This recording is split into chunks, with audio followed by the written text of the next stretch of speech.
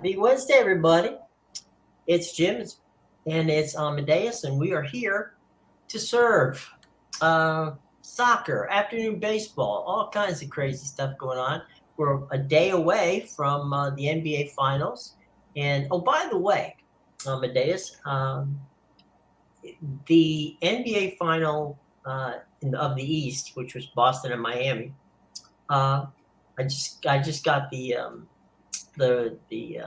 ratings was the highest on cable basketball game ever, with 11.9 million people watching Game 7 of the Heat and the Celtics. I have a feeling that the way Game 6 ended, which if anybody missed it, you can find it on TV, on YouTube. It was a phenomenal ending where Boston gets the basket with 0.02 seconds on the clock. So 0.2 of a second, they get a putback and they win the game. So it was wild. So 11.9, which is a monster of a rating. It was the number one show on cable television on Monday night. So good on those two. I'm sure that TNT is really happy because the finals are on ABC and ESPN, and the dog is there, not on their step on that. They've got the hockey though, so they're going to have their own problem. But who knew? It was Boston and Miami sets a record on Monday night. In fairness, there wasn't much going on Monday night, so if you were a sports fan, that was a good night for you. Today's a good day if you like soccer because there's only 20, 25 games on you can watch today. Yeah, you got every single MLS game playing later tonight. So I hope you got your 14 screens up and ready to go because you're definitely going to need them if you feel like catching. Yeah, Apple TV, get your 14 screens. Hopefully they don't count those as extra screens. I know mine don't when I watch a few different games on the computer and the TV. I guess because it's all the same account, but I don't know how the Apple TV works. I don't have it, but it's get your MLS in. It's MLS season now. We're actually like almost halfway through the season, but all the European leagues are over, so we don't pay attention to MLS until this time of year. No, you're talking about Europa is playing today too. Yeah, so today is the Europa League the Europa League final. And it's weird because then you have next week the Europa League Conference Final, okay, the Europa Conference League Final and the Champions League Final are both next week, I believe. So next Wednesday is the Conference League. I think that's the 7th, and then the Champions League Finals on the 10th, which I believe is the Saturday.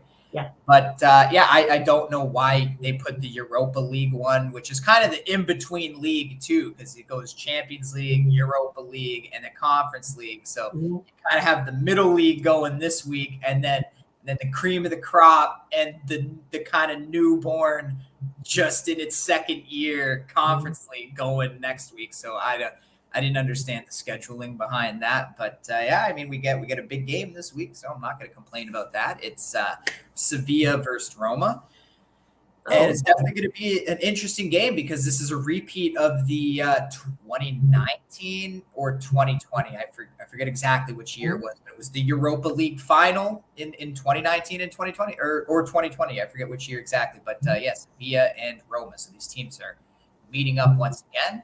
Sevilla, it's interesting because Sevilla, they hired a new manager this year, so they don't have the same manager. But if you look at the squad is pretty much the same as it was when they beat Roma in that final a few years ago. But the difference is a lot of those players that were starters are older and play from the bench now, where they've kind of revamped their starting lineup.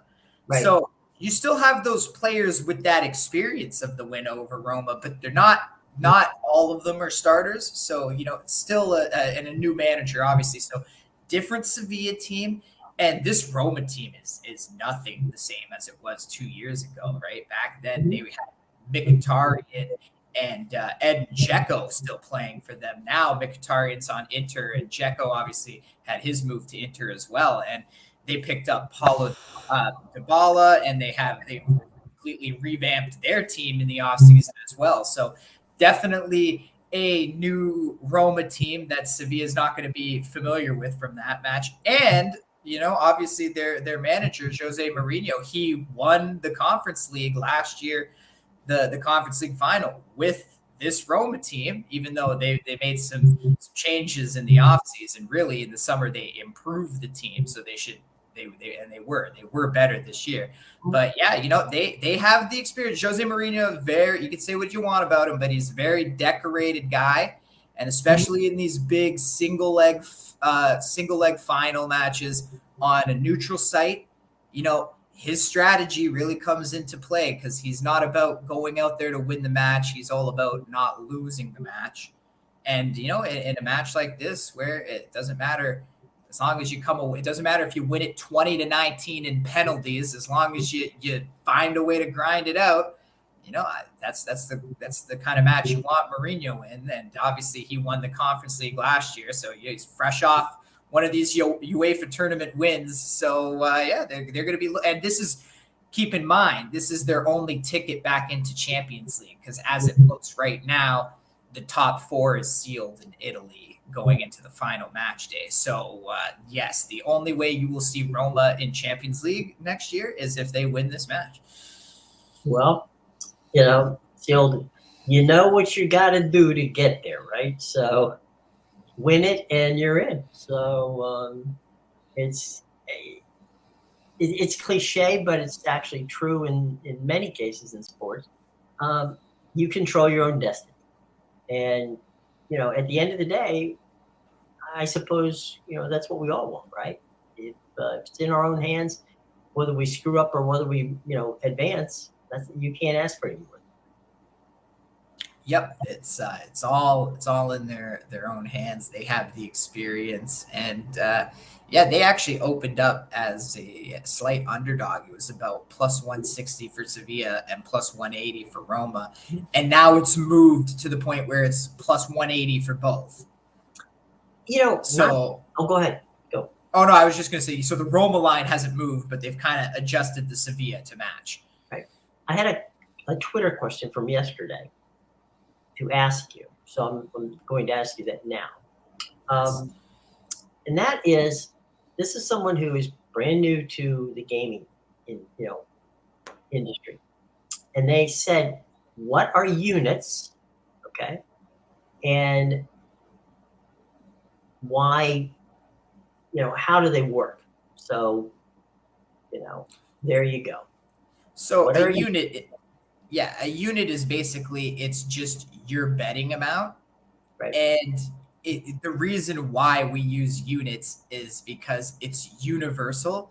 Not every site grades the same way. The site I'm on, BigAl.com and PickAdvisor.com, they grade unit size by the $1,000. $1,000 is a unit size. So when you win just a generic, minus 110, you're up $1,000. But other sites, I believe Picks and Parlays is one where they go by the $100 as a unit size.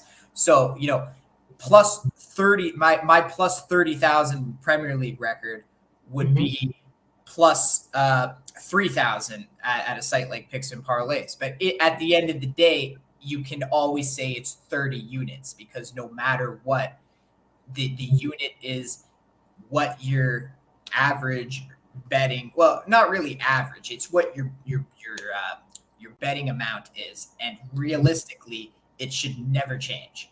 So pick a unit size and stick to it. If whether it's $10 or $100, you bet that amount on every single game, and that way you don't find yourself chasing in certain situations where you double down and things like that. Right. So it's a budget. Yeah, it's a way to manage your bankroll, right? You pick a unit size and you stick to it, but the actual term of the unit, we use it because it's universal, and it takes away, it doesn't matter if one site's unit size is 10 grand and another site's is $100. At the end of the day, 30K profit and 3K profit is all going to equal 30 units in the end, because it goes by that was the size of the betting amount. So that's the theory of the case on that. So, So units, like I said, it's a universal way to do it, but yeah, your unit size you should pick and stick to it. And so it's your budget to begin with, saying I'm going to only spend $10 per bet, right? And then it's how you're judged when you win or lose. Yeah. So the general exception in the industry, or what people tend to accept, is your bankroll should be, your unit size should be 10% of your bankroll. So if you deposit $100, you start yourself off with $100. You pick $10 as your unit size, and you place $10 on every bet you make, and even if you continue to profit, and let's say you grow your bankroll from $100 to $1,000, okay, that's when maybe you can take a step back and say, all right, we've done good. We've grown it. We've grown it by $900. So let's up the unit size to $100 now. That would be 10%. But yeah, it's basically that's what's generally accepted in the industry. Your unit size is 10% of your bankroll. But at the end of the day, if you're a big bettor and you're starting yourself off with $1,000 or a couple grand in your thing, I recommend you pick your unit size and you stick to it, whether it's $100 or $1,000 per thing. You should always just stick to your unit size, especially when you get into larger amounts. Like if you grow your bankroll to 50,000, you shouldn't be okay, I'm going to wager $5,000 on every game now. No, maybe just stick to $1,000 at that point, because obviously it's been what's working, right? Like with smaller amounts, it's okay to up it if you're new and you start yourself off at $10, and then eventually you work your way up to 1,000 and things like that. But yeah, and a lot of the time it doesn't even have to be 10%. Another thing is it should just be something you're comfortable betting. It should be an amount where you look at it and go, if I lose this bet, I'm not going to throw my TV at the wall, right? Because I needed that money. You're just going to say, okay, on to the next bet. Let's try and get it back. Or importantly, you're not betting the rent money on this game. Yeah, I know people that do that. So. Not a wise choice. Yeah, definitely not my recommendation. But. Yeah, I don't know Webster's dictionary definition for gambling, but it isn't necessarily winning all the time. So unless you follow, of course, Amadeus, but I don't want to put that much pressure on him. But yeah, I mean, it's very interesting, how now the 28 states in the United States have become an area where you can wager.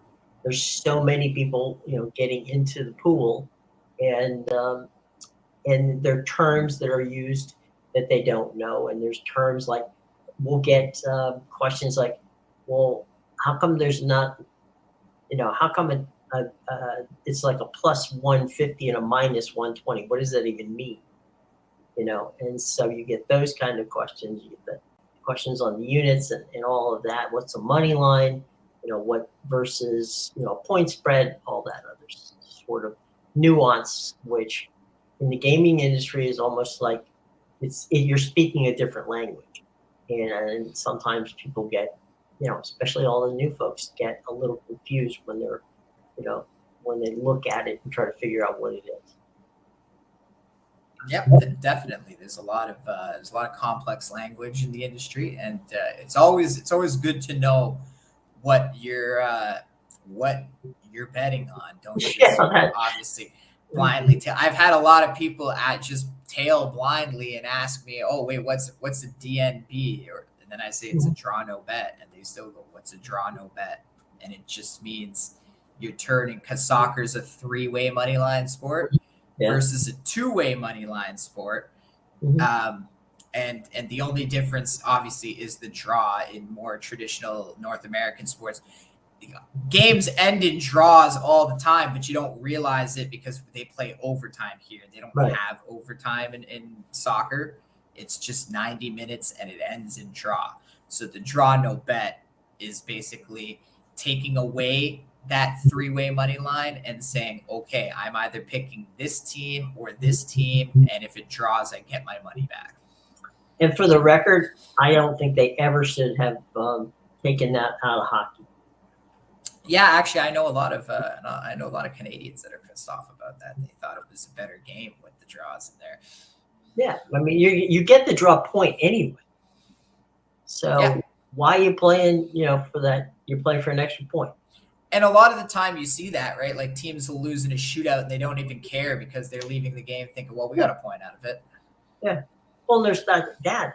There was also a number of occasions over the years that guys get hurt in that 4-on-4 extra session you're playing, even though it is only 5 minutes. It's still a time when you can get hurt. And you know what? Actually, another thing to think about with the hockey thing is the way they're doing the points is actually wrong when you think about it, because now you're getting an inconsistent number of points by awarding both teams a draw and then an extra point for the team that wins. So now you're getting 3 points between two teams out of a game that only would have had 2 max if it ended in regulation. Right. So there, it's almost like it's beneficial for both teams to go to overtime, whereas in soccer teams get penalized for drawing because you get 3 points for a win, and if you draw, you only get 1 point, which means both teams got one of the 3 points, and that leaves 1 point on the table that nobody got. Nobody gets the point because you drew. That's what you get. It's almost like punishment. So at the end of the day, I bet if you counted the points of every single team in the NHL for the past 10 years, you would get a different number of points every single time. Sure. And you get that in a lot of leagues too. You get a lot of teams, especially in hockey, where they're cool with grab the point. You'll see, that they're on a winning streak, right? They'll say they're on a winning streak because they're 7-0-4. All right. So they didn't lose necessarily. They might have lost in overtime, but the record shows that it's 7-0-1 or 4. They got the points, so they got points in 11 games. And another thing with that, I think, which is interesting. So look at the Florida Panthers, for example. Right? They got 93 points. They were the lowest seed in the NHL playoffs this year with 93 points. That got them into the playoffs. There are 82 games in a season.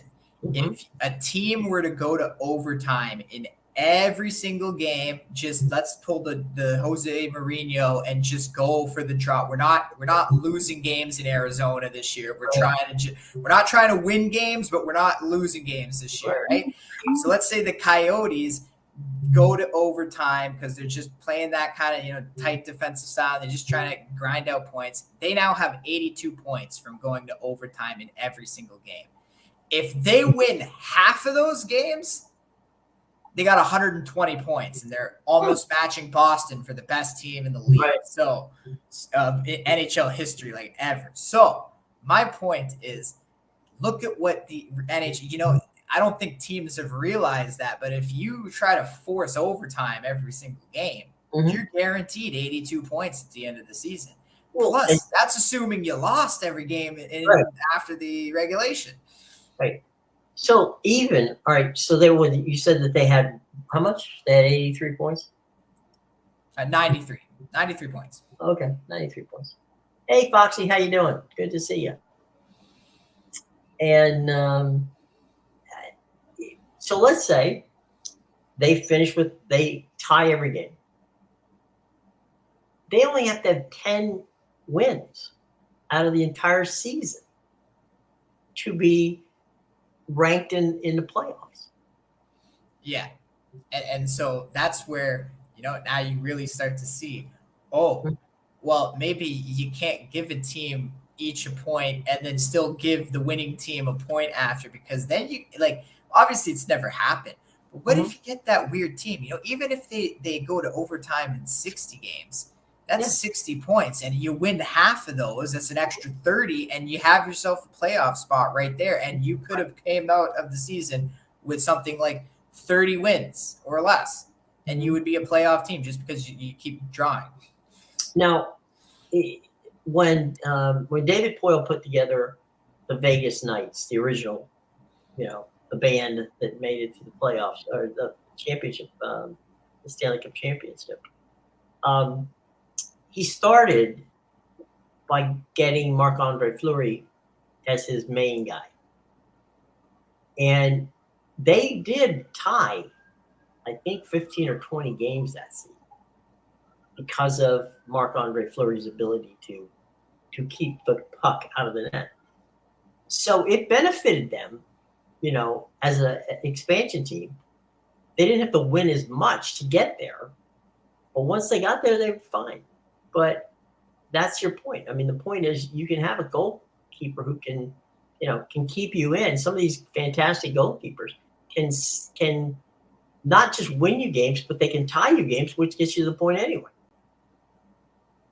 Yeah. So I think the NHL is missing. They need either you start awarding teams 3 points for wins, or you take the point away for going to overtime. If you're going to have the overtime, then why does somebody need a point? Why does both teams need a point just for going to overtime? Someone's still going to win the game. Right?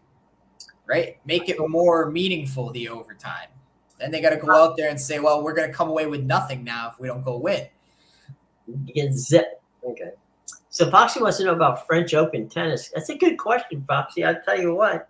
This is the non Venus and Serena French Open. And I honestly think on the women's side, my gosh, that's way open on that one. What do you think? Iga's definitely not as dominant as she was last year. No. And clay changes everybody's game. So definitely. I saw Bianca Andreescu win yesterday. They were showing her, but the French Open. To be honest, she wouldn't be a bad fit. Yeah, it almost seemed like maybe she's finally hungry to win another major after winning her one and hanging up the racket for so long due to knee injuries. But I mean, I've been monitoring the French Open. It's still early though, right? Like we're still in the first rounds where guys blowing out. We're heading into the fourth day. See, like these early rounds, what I tend to do is, I'll string together some long parlays and maybe I'll pick some big favorites to sweep 3-0, right? Like nobody should be stealing a set off Djokovic in the first couple rounds and guys like that, right? Yeah. The thing is, you were talking about the knees and the left. That's if there's one surface that benefits someone who has bad knees, it's clay, because you're not as running as much. And you're actually sliding, so it's not that difficult on your knees like like a grass court would be, or like a composite court. So it's tough on your ankles though. And we saw that's true. That's Zverev last year when he snapped his ankle against Nadal. Yeah. So I wonder what's going through his mind in this tournament, because I wasn't at the French Open that he got himself injured in, or was it a minor clay tournament? No, it was French Open in like the second round. It wasn't, and it was because what was it? He went for something. He lost his footing. And I watched it happen. I remember I was watching. And you know what happened, right? Yeah, he was playing Nadal, and it was really bad. I knew it when I saw it live. I said, "Oh, this match is over. There's no way he continues after that." I think he just either tore his Achilles or snapped his ankle. And sure enough, it was something very bad like that. It took him a while to rehab that. But Lost time favorites won big on 3 game parlays with underdogs on the women's side. Total luck. Yeah, you can find that value now. I read a story of Corey Goff or Coco Goff. I don't know what she prefers anymore. I see both names written, but I don't know that she does.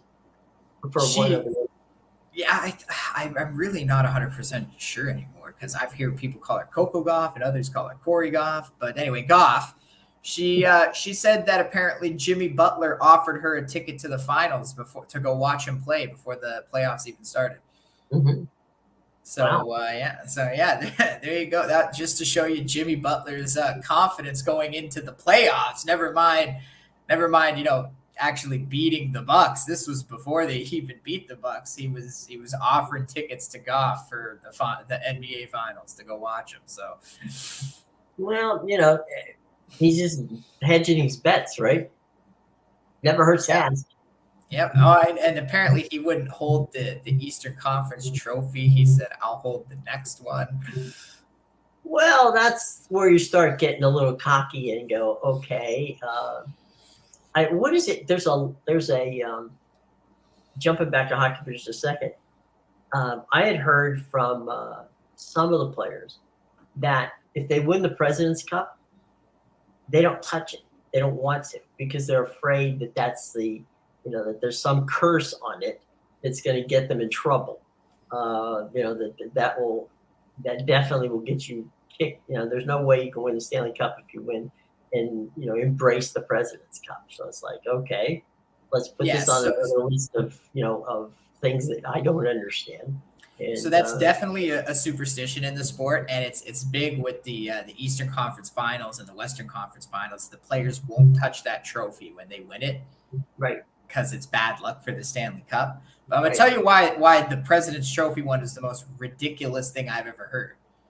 Mm-hmm. The President's Trophy winner always loses in the first or second round of the playoffs. And now you're trying to tell me nobody's touching it because they don't want to do bad in the playoffs. Maybe that's the reason why these teams have been doing so bad, because nobody's touching the damn trophy after you win it. Why don't you try touching it the 1 year and see if maybe we get a President's Trophy winner go far? I mean, technically the Florida Panthers were last year's President's Trophy winner. So if you want to count that, they were pretty much the same team minus the Huberdeau Kachuk trade. Right. Pretty much the same team there. They just had a bad start to the season, but yeah, now they look like they've won 9 of their last 10 games, and they look like the team that had 100 and whatever points last year, didn't just skirt in with 93. Right. Well, we'll see how many posers show up. Miami's a great front-running town. They're with you, win or win, not lose. They show. I know Jimmy Butler's got his Panthers jersey on half the time. Yeah, good on him. They don't play in the same arena, so they have to go and go across to the swamp just like everybody else. The thing is, I think the reason why he didn't touch the Eastern Conference Final trophy is actually because of the Florida Panthers. I don't think it's a thing in the NBA, but I think he knows it's a thing in hockey. So he was like, I want the Panthers to win too, so I'm not touching the trophy for them. Yeah, not helping them. Quick scoreboard this afternoon. We got afternoon baseball. Tigers and the Rangers are tied at 1 in the bottom of the 5th. Bottom of the 2nd. White Sox and Angels. It is the Halos on top, 2-0 on the south side. On the north side of Chicago, it's the Cubbies, who got off to a 1-0 start over the Rays. They beat the Rays 1-0 on Monday night. They beat them 2-1 last night, and they're on the get out of town day. They're leading already at the bottom of the first. 2-0 now. It's 2-0 now. Obviously, my screen doesn't refresh as fast as yours. No, it literally just changed in front of my eyes. I use the sports books, so they have to change it right away or they're going to lose. Fair enough. 3:05 first pitch. The Guardians are facing the Orioles at Camden. And the Athletics are hosting the Braves out on the coast, 3:37. That's first pitch there. The Buccos are on the other side of the coast, over in San Francisco on the west side of the bay, and the Buccos and the Giants. And then at 4:05, you got the Nationals and the Dodgers at Chavez Ravine. So they're playing there. So odd. You got the Cubs and the White Sox in town at the same time, and you got the Giants and the Athletics in town at the same time. Normally, they don't try to. They try to, keep one team on the road while the other one's at home. So, and what's even more odd is the Cubs might deliver the Rays their first sweep of the season. It's possible. It's possible. And who would have thought it with the Cubs and their very young pitching staff? But it's interesting because they're actually their offense is a top 10 offense in the MLB right now, and they're like 8 games below 500 or 7. I think 7 or 6 now after those 2 Rays wins. But like it's weird. Like their offense is good. They got guys like Stroman and Steele who have been pitching their tails off. Right. And obviously Hendricks in the rotation. Huh? Sorry? They're 6 under 500 at this point. Okay, so 24 and 30, I think. Yeah. Mm-hmm.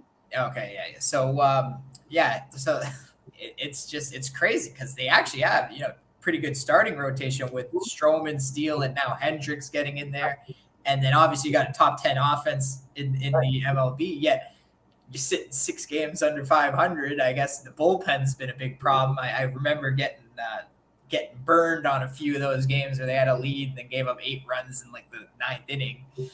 Unbelievable. Yeah, but they had their problems with the torching of the bullpen. I thought they were going to be a better team this year. Right now they're in last in the division. Well, I guess them and the Reds are fighting for last, right. but like if their offense stays consistent and their 3 starters continue to pitch the way they've been pitching all season, then they got to fix some bullpen issues, and this could actually be a good team. The Brewers are leading the division, and they're 2 games over 500 after the loss to the Blue Jays yesterday. Yeah, this is a schizophrenic division. It's gonna be bizarre, and what's gonna happen.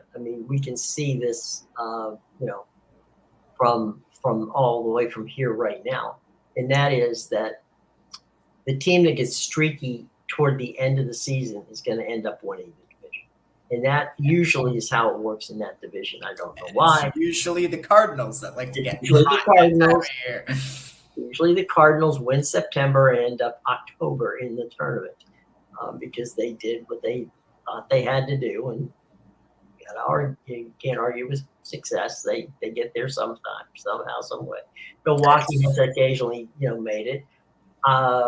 Christian Yelich is in the witness relocation program. I have no idea what he's doing because in one good season, and just like he pulled the Bianca and just hung up the bat and was like, "I'm good." And, well, I got it this time. Thanks very much. Yeah, we got the one. We're good. Yeah, we're good. I signed that big paycheck. I'm good. So there you go on that. But yeah. It's who cares? Who cares? Tom Brady won 7 Super Bowls. As long as I can say I won one, what's the difference? I'm good. 1-7. I got my one. It's fine. Right. One will do it. Well, especially with the contract they gave him, so that didn't hurt. No pay issues with him. But yeah, that's the Central's going to be wacky. In both Centrals. Yeah, true. You got Cleveland, who you expected more out of. You've got the White Sox, who perennially disappoint. It's that bullpen. Their pitching is just like terrible year after year now. Yeah, and then there's the Tigers. You don't know what the heck that's gonna what they're gonna do. So there's 3 teams right there. Kansas City, you can go to Kauffman Stadium on opening day and walk around with a placard going better, wait till next year. So they haven't figured it out. They have not been able to figure it out since what was it, 2015 that they went to the World Series? I think it was 2015 rings a bell. Yeah, I think it was 2015. Anyway, so it's been a while since they've been there. And it's a good baseball town too. So you wonder what the heck's going on in that regard. But But they're like a Marlins. They win their one World Series and then they yeah, dismantle the team the next year and they're like, we're gonna be bad for the next 10 years. Nothing we can do about it. Like, no. we mortgaged the farm for 1 year, and then there you go. But although, in fairness to them, in the 2015 team, just honestly was probably a group of overachievers because they didn't really change much in 2016, but they just didn't play well, and maybe they had we were talking about a hot streak. Maybe they had a hot streak right at the best time they could possibly have had it, and sometimes that works, but.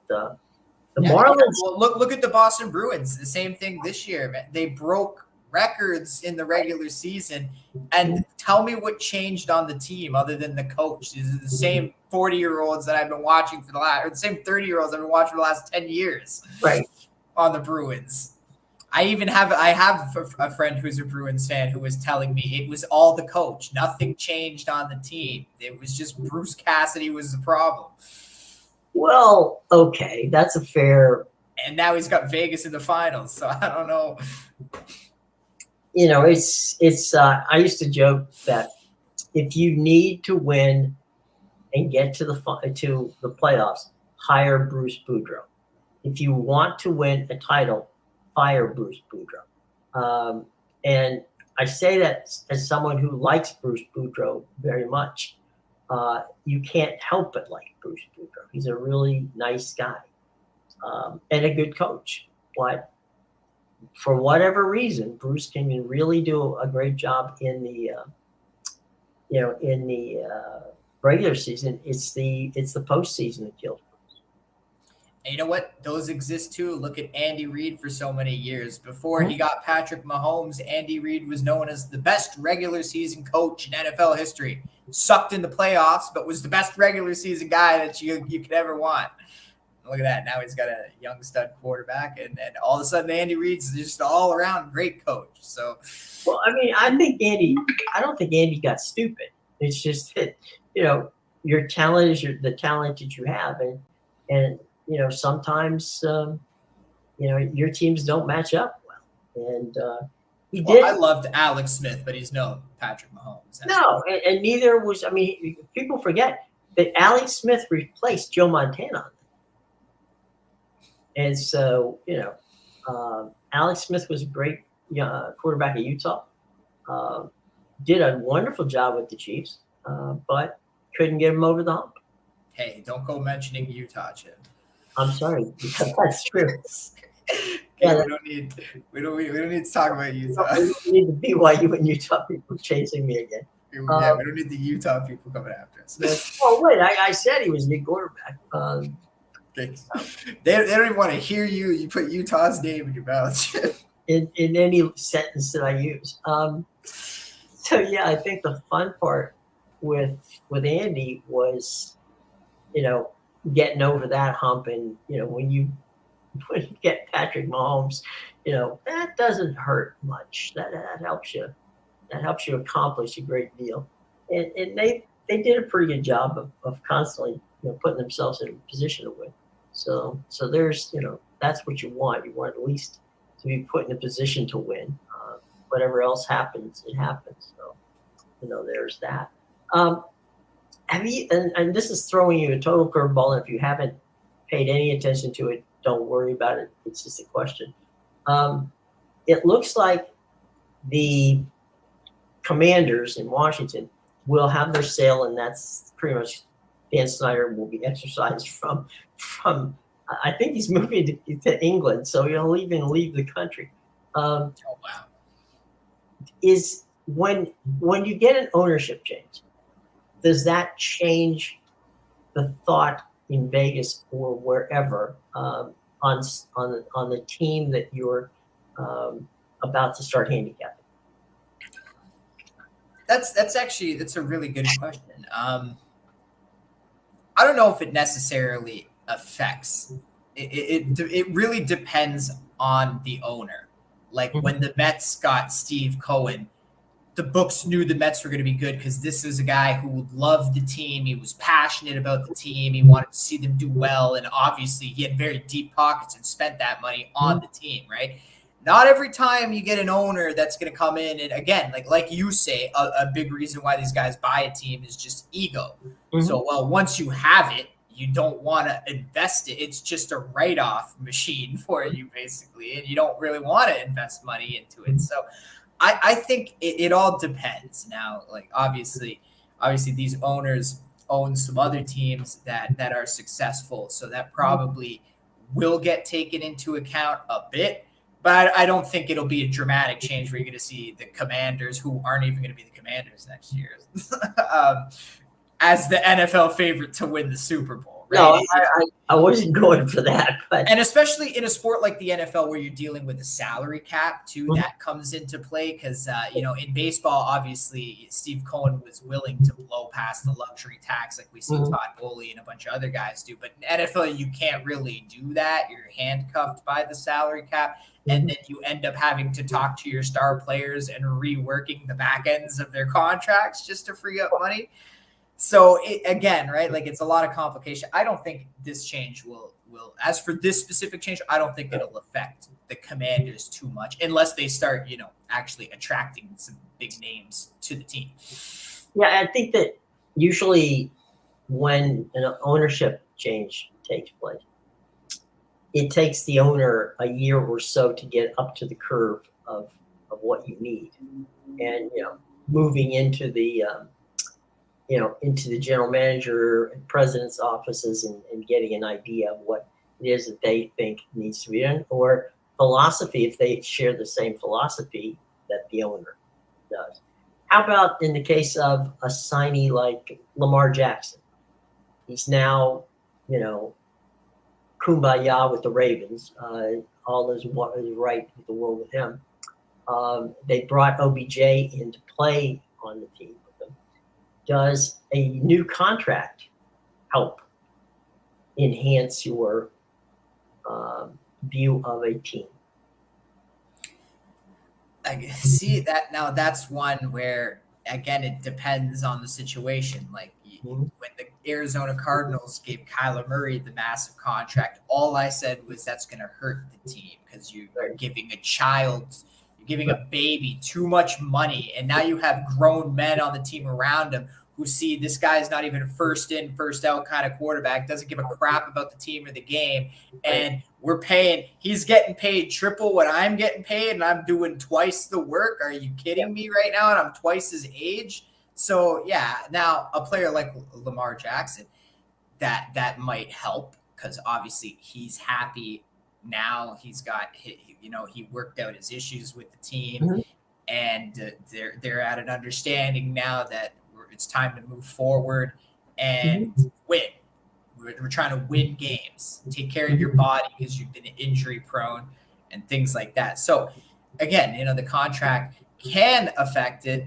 Going back to the ownership thing, I'll give you an example. Like the Denver Broncos, obviously, is a great example because I think a lot of it, a hype can play into it because the Broncos, okay, so they were bought by the Walton Penner Group, which is basically Walmart, owns them, and we knew that they were going to have money, obviously, to spend on the team. But it's watching what they do, and right away, they tried to go get a quarterback. They addressed that was the biggest issue of the team, and it did affect the books. The books said, "Oh, well, Denver was the Super Bowl team missing a quarterback. Now they got Russell Wilson, right? They're gonna be good." Chris King, when we used to do our show together, when that happened, I said to him, I said, "Chris," he said, "Well, they seem to like him." I said, "I don't get it. It's not a fit. It's a terrible fit. I'm not a bookie. I'm not someone or a handicapper or any of this. Okay. I'm someone who has spent my life watching these games because, I'm contractually obligated to do it and hopefully paying attention. And I just look, this had nothing against Russ. Russell Wilson is a talented athlete, but the fit, the offense, the coaching, everything that you need to win did not fit Russell Wilson. And you looked back up at Seattle, right? And what happens? Geno Smith comes off the bench and takes them, to the playoffs. And so not only do you have Russ in Denver, which is a bad fit, you also have the Chargers with Justin Herbert. You had the Raiders with, number 4. What's his name? Derek Carr. Yeah, Derek Carr. Thank you. And of course, Patrick Mahomes. What you're in a division of quarterbacks, and you take this guy and parachute him in, and he's supposed to run the offense. Made no sense to me. Yeah, and as we saw, everybody hyped them up and expected them to be good, and they weren't. And as you mentioned, that learning curve in the first year, the owners realized, okay, this team's a disaster. This is the wrong coach for this quarterback. Fire everybody and let's restart again. Push the plunger, poof, and away we go. And it took them a whole year to see that, okay, it wasn't just we're a quarterback and we're a Super Bowl team. Now we understand what the issues are, and let's actually, fire some people and work on bringing in the right people for the players we have. And then you look at the Steelers, right? And you look at a team that has 3 coaches since 1969. I mean, you cannot get more stable. Yep. They go out, they get Kenny Pickett. Everybody's going, what are you doing? There's other guys, and there may well be other guys who will surpass Kenny Pickett. But for what Pittsburgh wanted, Kenny Pickett was the guy. And, does that mean Kenny Pickett will take him to Super Bowls? Who knows? But it's the Steelers, steady hand on the till as they move along. It proves that, okay, fine. They're never, I guess what I'm saying about the Steelers and teams like them, they're never out of it. They are just constant retooling, but not reactionary. It's not crazy stuff. If they have a problem with an offensive coordinator, they replace the offensive coordinator. What is it, 20 some years now that Mike Tomlin's been the head coach there, I think. Yeah, I think it's definitely 15 or more. And I think it just goes to show, just like going back to the Geno Smith example, right? That's obviously a good coach with a good system, and it's just next man up, right? And obviously Pete Carroll has that from his days of coaching college, where everything is just next man up. Right. So and again, I think that goes to show, just how good and consistent of a coach Mike Tomlin really is. You can hang on to a job for over the 15 years with the same team. The team is constantly competitive year in and year out. You haven't had a losing season. Did they have the losing? I forget now. But if they did, it was the only one he had. And it was like an 8-9, right? Yeah, exactly. I think that was it. So just that kind of consistency. You're always putting out. And the best part about Mike Tomlin, he will always give the media a great one-liner. Sometimes it's complete nonsense, but it's absolutely hilarious, and he knows what he's doing, because you don't want to say something stupid to the media. He just, when you're funny, they focus on the funny things you say. Look at Mike McDaniel in Miami. The media ate him up, and he just played into it. Now he seems like the dumbest guy on the planet, but he's not when you talk to him. But if you just watched his clips at the podium, you would be like, who the heck is this guy, stoned? Right. Well, I remember they talked to Mike Tomlin after the game, the first game that Kenny Pickett played. And they said to him, were you concerned about Kenny Pickett? He goes, no. He goes, I wasn't concerned. He goes, you do realize that Pitt, where he went to school, we share the same practice facility.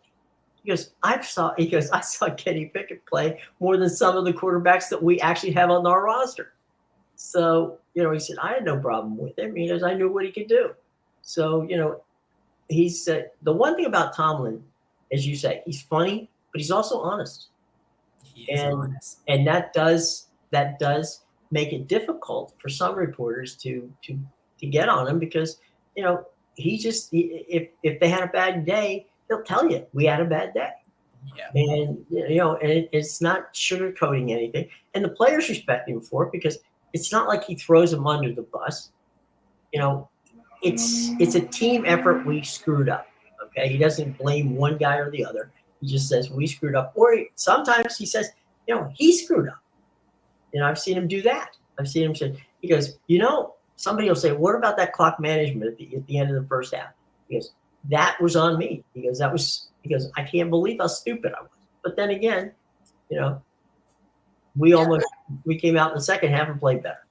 Yeah, I remember there was even a time at the beginning of the season last year where they had like Kenny Pickett listed as the third string on the depth chart or something. And he was asked about it, like all concerned. And he literally, instead of trying to cover it up or something because it was a mistake, he literally goes, guys, the cut and paste component is the cut and paste component. All right. Somebody just copied it over and forgot to actually, you know, input the change. They were just like, we're good. Copy, paste, copy, paste.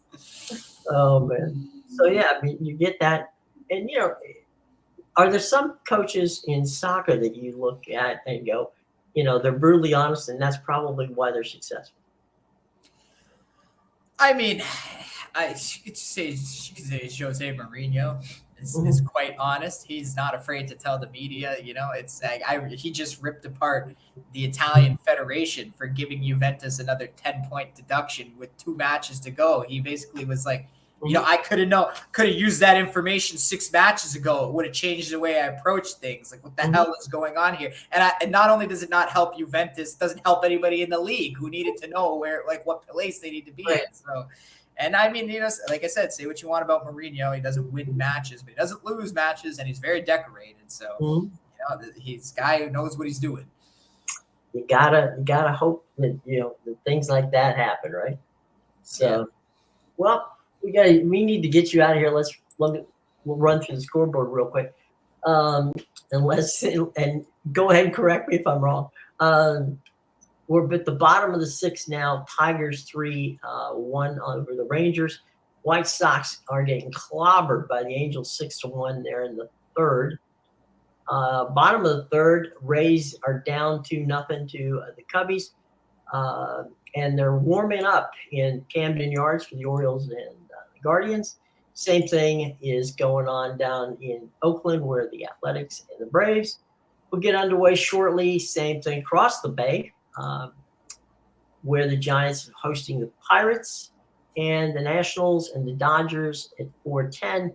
That game, of course, at Chavez Ravine where you can get your Dodger dogs. So there you go. If you want a Dodger dog, go to Chavez Ravine, you'll get them. So there you go. So that's what we got today. We're going to have some fun tomorrow. We'll have soccer. We'll have French Open tennis. Probably have some baseball. Probably have some golf because it's the Thursday. So there's first round of some tournament we'll get to, and we'll go over what happened the night before in the MLS. So plenty of stuff to talk about. Remember, Amadeus, where can people find you? BigAl.com and PickAdvisor.com. There you go. And follow him on his, AM Plus Money. That's AM_plus money on Twitter. Okay. So do that and you will get smart fast when it comes to understanding. Okay.